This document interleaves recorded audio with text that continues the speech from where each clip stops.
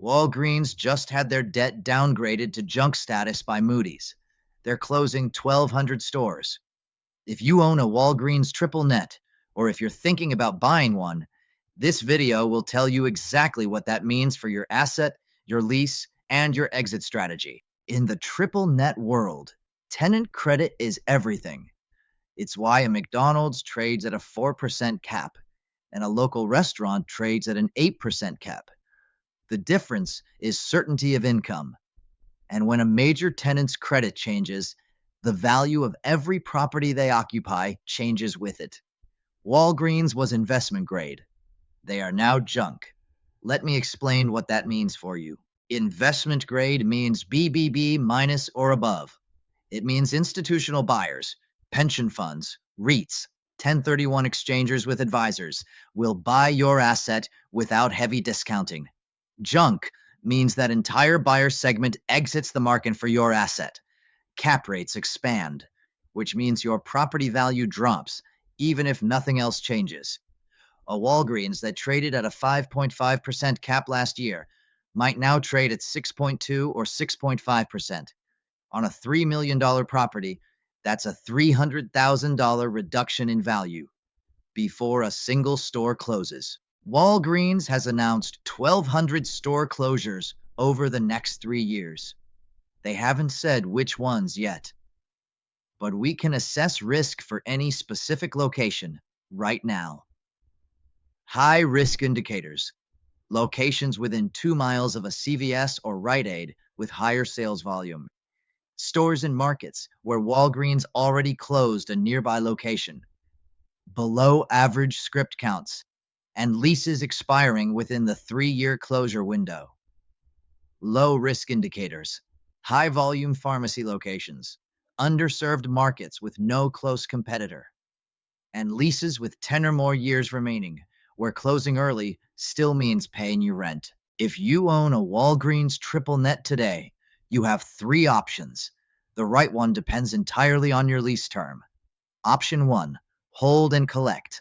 If you have 8 or more years remaining on an absolute triple net lease, your income is contractually protected, even if Walgreens goes dark. Hold, collect, and reassess in 3 years when the closure plan plays out. Option 2, sell now into strength. Your asset still has value. The market hasn't fully repriced Walgreens yet. If your lease has 5 years or less, consider a 1031 exit now, before cap rates expand further. Option 3, renegotiate the lease.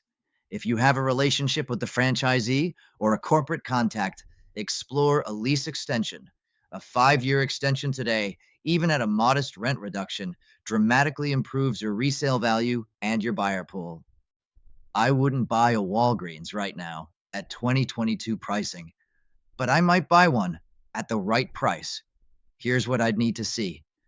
12 or more years remaining, absolute triple net rent at or below market, high script volume location, no competitor within 1.5 miles, and the price needs to reflect jump credit, meaning I want a 6.5 to 7% cap, not a 5.5. At the right price, a dark store on a Walgreens absolute triple net still pays you. That's the protection of the structure. Here's the scorecard I run on every triple net acquisition before I ever look at the cap rate. 1. Credit rating. Investment grade is green. Sub-investment is yellow or red. 2. Revenue trend. Is this company growing, flat, or declining over the past 3 years? 3. Store closure history. Has this brand been closing locations nationally? 4. Guarantee structure. Corporate guarantee versus franchisee only changes your risk entirely. 5. Lease structure. Absolute triple net versus modified gross versus double net. Who pays if the store goes dark? Run this on every tenant before you run the cap rate math. Credit first, price second. If you own a Walgreens triple net and want us to run a location-specific risk assessment, reach out to TD Commercial Group. We do this analysis for clients before any buy or sell decision. If this video was useful, hit like.